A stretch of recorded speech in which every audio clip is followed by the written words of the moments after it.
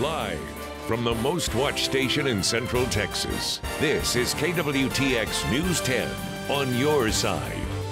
From KWTX, Central Texas News Leader. Now, from the most watched station in Central Texas, this is News 10 at 6. More Central Texans get their news from News Channel 10. Roy Cook with weather.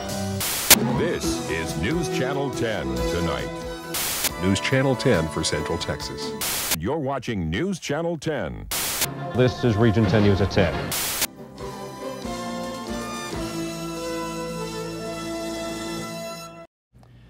Good afternoon, Central Texas. It's pretty obvious Dan Ingham is not doing the noon show today. He'll be back next week. Today, we'll be your guest anchors. Hi, I'm Joe Caleo. And I'm Ellen Bordelon Derrick. I was your morning anchor back in the late 90s and got to work with Joe for a few years. And I was here back in the late 80s to mid 90s. And so we're here back for a big weekend. Yeah, absolutely. We're going to help celebrate KWTX's 60th anniversary. Throughout the day, former anchors will be coming back to help do the news. So we hope you'll join us over the next half hour as we give you today's headlines. And take a trip down memory lane with a few looks back at the news from the past. But first, let's check in with John Haverfield in the Doppler 10 Live Forecast Center. Hey, Ellen, thanks a lot. Let me just say it is awesome to have you guys back, and it should be, no doubt, a really cool afternoon of television as we celebrate our 60th anniversary. Let's start off by talking a little bit about the weather. We saw some showers earlier this morning. Those have pushed out. We're seeing a lot of sunshine now. Here's a live look of visible clouds and radar showing some rain to the east of I-45 now. A lot of sunshine showing up across Waco, Temple, and Killeen. Temperatures now are warming up quickly in the mid to upper 70s area-wide. We're headed for the mid-80s this afternoon. And wouldn't you know, another 30% chance for some scattered afternoon pop-up showers and thunderstorms about around 5 p.m. or so as they pop up during the heat of the afternoon. Better chances, though, tonight as another storm system moves through our area. About a 50% chance with lows tonight around 68 degrees. But there is an end for the rain coming up in sight. We'll talk about it in that full forecast. Guys? Great. Thanks, John. Thanks. We're looking forward to that end of the rain. No doubt. Well, there were countless rescues across North Texas today after another round of severe weather triggered flash flooding. May is now the wettest month on record for Texas, and more rain and flooding could be on store this weekend. Chris Martinez has more from Wimberley. Flash floods from thunderstorms parked over the Dallas area showed no mercy. Rising water trapped many drivers, including a police officer in Saxe.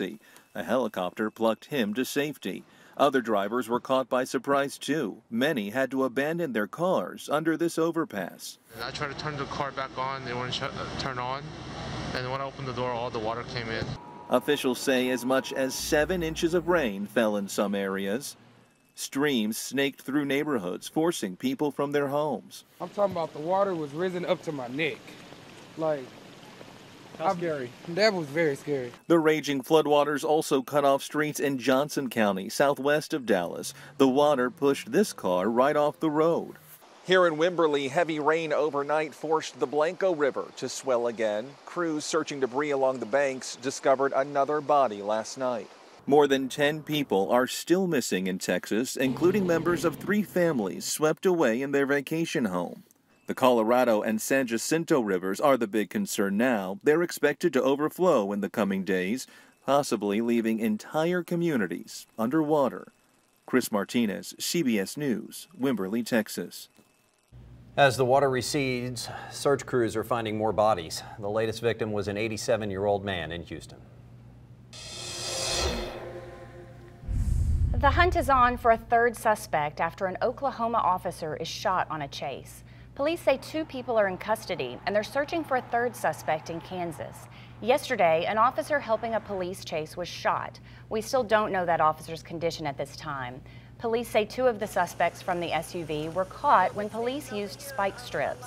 The third allegedly carjacked another car before ditching that car in Kansas. It's been nearly 2 weeks since the deadly biker shooting in Waco, and we're continuing to learn more about those being held in the McLennan County Jail.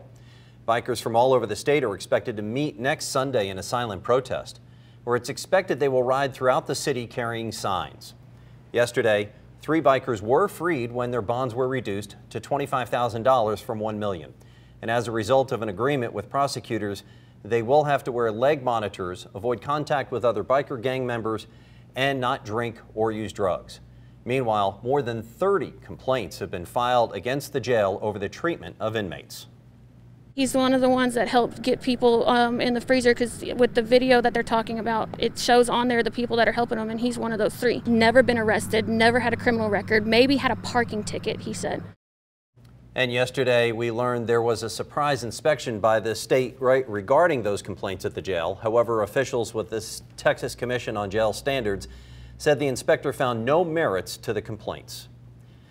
And 14 more bikers have now filed for bond reduction hearings. That brings the total bikers appealing their $1 million bonds to 48. The bonds were set that high to help keep them in jail while officials continued to investigate the deadly restaurant shooting. Only one biker has posted enough money to meet the $1 million bond. Bikers from all over the country are expected to be in Waco next month to protest on behalf of some of the men arrested in that shootout. The rally is called the All for One Rally and Protest. Organizers claim that some of the suspects still in jail are innocent. They invite all bikers to join and say they will protest peacefully and obey all laws. Waco Police Sergeant Patrick Swanton says they are aware of the event and encourage peaceful protest. A man convicted of kidnapping a relative could find out how long he'll be behind bars today. Edgar Bradshaw's punishment phase began in court yesterday. A neighbor witnessed everything when the San Antonio native tried to kidnap a relative of his from Killeen. The victim said he held a knife to her throat. Later, officers found latex gloves, tape, zip ties, masks, and a knife. The victim said she was sexually assaulted by Bradshaw months earlier. We'll have more news ahead in just 2 minutes.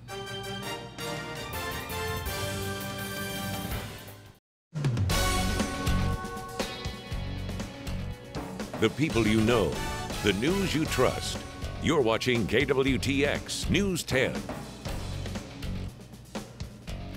A new chapter begins today in the rebuilding of Lower Manhattan. The tallest building in the country opened its observatory to the public, making a turning point in the recovery from 9/11. Wendy Gillette has more from One World Observatory and the official opening. 3, 2, 1. A ribbon-cutting ceremony marked the official opening of the observatory at One World Trade Center. Then the first ticket holders streamed in for a look at the newest jewel in the New York City skyline. 100 floors up, you're treated to views of the city's most iconic landmarks. It's a vantage point no one has seen since the attacks on the Twin Towers. This is just the quintessential symbol that evil will not prevail. It proves that we will rise from the ashes and live on. The observatory is on the top 3 floors of One World Trade, the tallest building in the Western Hemisphere. The views are staggeringly beautiful. It's primarily a commercial building, but it's also a symbol of the recovery of Lower Manhattan. Right next door, Joe Daniels is president of the 9/11 Memorial and Museum. There's something very inspirational and prideful about recapturing that view as if you were here when the towers were here. John Cartier lost his brother James on 9/11. He helped with electrical work on the new tower and etched his brother's name in the steel of the beacon. I told my mom when she sees it blinking, it's Jimmy winking at her. And we can see it from our house in Queens. So, you know, it's pretty important. The observatory is expecting as many as 4 million visitors a year. Wendy Gillette for CBS News, New York. A new report is out on the top 50 safest cities across Texas, and 3 local places made the cut. Hewitt came in at number 9 according to Safewise.com, based on their strong partnership with their citizens. Gatesville was placed in at number 12 and Robinson landed at 47. Hewitt police say this isn't the first time they've been labeled one of the safest cities, and they attribute it to their strong presence patrolling the streets. We don't want to become in a closed society and make our businesses look like they're prisons and, bars and windows and shutters and things of that nature, because that's not what Hewitt represents. And the safest city in Texas is the Dallas suburb of Murphy. So why don't we take a look outside and just see how nice it is, shall we? Here's Skycam 10 live over the city of Waco. And as we go to break, News 10's Nathan Gogo looks back at a moment in time to 1953 to the Waco tornado. At 4:36 in the afternoon, 62 years ago, these downtown streets were forever changed. The 1953 Waco tornado was a catalyst to a new era in this city. And through it all, the Waco spirit hasn't faded. It grew. Waco has really started looking at things in periods of decades rather than what's going to happen next week.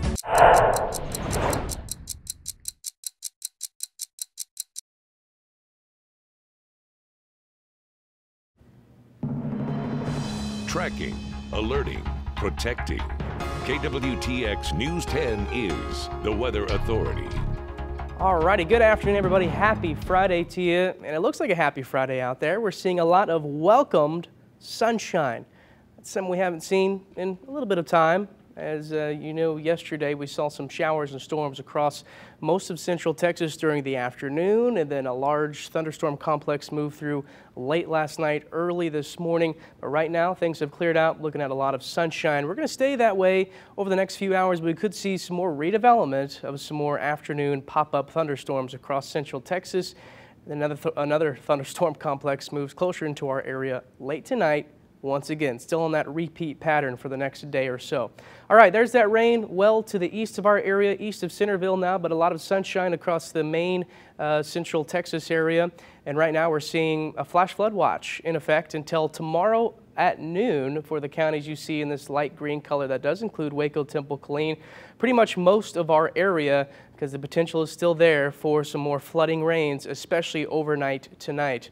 Here are the rainfall totals the past 24 hours, and this pretty much fell during the afternoon yesterday and during the overnight hours. Check out Brownwood, over 5.5 inches of rainfall just in the past 24 hours. So they've had some flooding problems over toward that way, and of course, some flooding problems over toward the DFW Metroplex. Here in the heart of central Texas, we're seeing totals around 1/2 inch from Waco down to Temple, around 1 inch over toward Killeen, and lesser amounts as you head further to the east. Temperatures right now mainly in the mid to upper 70s across the area, warming up quickly. Going to be another warm and humid afternoon.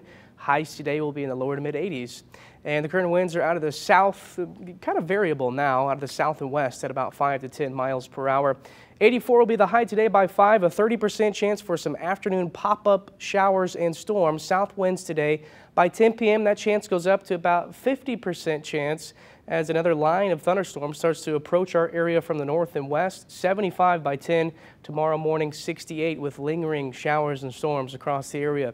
So all eyes will be on this cold front here in the northern plains. It's moving quickly down to the south and will be near Oklahoma this afternoon, and it should spark off some showers and storms, some of which could be strong to severe up to our north, and those will be moving into our area late tonight, early tomorrow morning. And again, that's where that flash flood watch runs, and we could see some heavy rain leading to flash flooding overnight tonight. So let's take a look at your timecast now. Again, it's not showing much this afternoon. Again, chances just around 30%, but here comes that thunderstorm complex in our northwest counties by midnight, moving through the area late tonight into early tomorrow morning. Here's 2 a.m. And then Saturday afternoon behind the front or just near it, the front will be moving through our area Saturday morning. Could see some more redevelopment of some afternoon pop-up showers and storms throughout the day Saturday. And then Sunday, we finally start to dry out a little bit. Some drier air moves in behind that cold front. Chance is still there for an isolated shower, but only around a 20 to 30% chance. So for today, a 30% chance for showers and storms. And then for tonight, about a 40 to 50% chance, a little bit better chance as that thunderstorm complex arrives. And then for tomorrow, some lingering showers and storms during the afternoon hours with highs around 80 degrees. But check this out, guys. Drying out. I made it extra large on the 7-day, just so everybody knows. No rain chances past Sunday as an upper level ridge starts to develop, and our highs will be in the mid to upper 80s. So not too bad, just got to get through this weekend. Could be seeing some more flash flooding area-wide. Well, John, I think you may have to go back and work on that a little bit because we were actually promised if we came back today that it would clear out for the whole weekend. Well, we got sunshine right now. That's all I can guarantee just for the time being. But maybe we'll get some showers out of here this weekend. Sunshine would be nice. Yes, it would. We love it. And I know it's been great because the farmers have needed the rain for years. Right. The corn crop looks great. I think there are a it more that still like to get in their fields before I think we're done. There's no more drought, so that's the good news. But it is causing some flash flooding, and that is the bad news. Sure. Yeah. Great. All right. Thanks, John. You're welcome. Well, if you're an Amazon Prime subscriber, you may be an even happier customer soon. Amazon's subscription service has announced it will begin same-day deliveries in certain cities. More than 1 million items are available for same-day delivery by 9 p.m. That is as long as you've placed your order by noon. Subscribers before had to pay a $5.99 fee in order to have those items delivered same day. Now, before you go sign up expecting that same-day delivery service in Waco, hang on. The only metro area in Texas offering same-day services is Dallas-Fort Worth. Pony car drivers, listen up. Ford is recalling 19,000 of their brand new 2015 Mustangs. The problem involves the heat shielding around the gas tanks of certain Mustang models.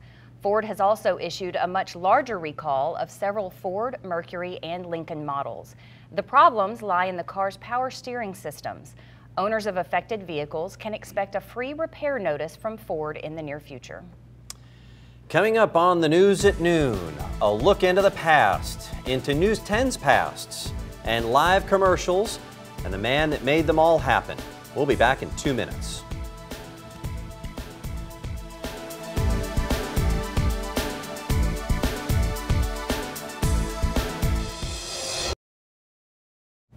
With breaking news as it happens and weather to plan your day, KWTX News 10 is the breaking news and weather authority.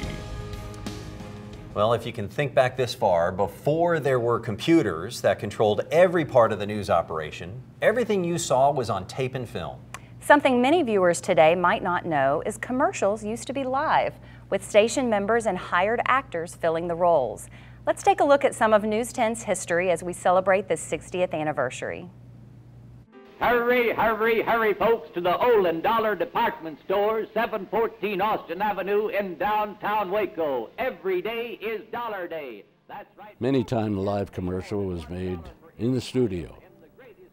We had the one studio, and we did our newscasts there. We did our woman's show, interviews, all of those things, shoot automobiles, everything was right there. Well, I was to make a commercial with some automobiles in the studio. And I didn't realize what it was like outside, because we brought the cars in and then we'd shoot them. We didn't have room for more than one car at the time, so I had to take that car and move it out and bring another one in. But when I moved it out, the first one, it went into the mud. And it got stuck in the mud, and I couldn't get the other car in. But we overcame it, but it's one of those things that happens when you're doing that. I vote for bringing back the Barker days. Absolutely. We'll be right back with another look at weather and John.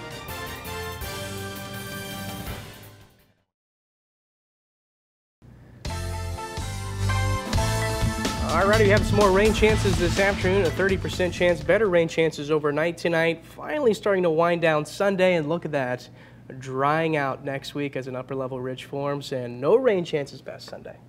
Just Sounds in time good. for June, isn't it? Yes. It's about time. Yes, it is. Well, we've enjoyed being here today. Thanks so much for having us back. I'd tell you there's news at the top of the hour, but we don't do that anymore. So, John, don't call me Wayne Claiborne Morris. Won't be there. Have a great afternoon.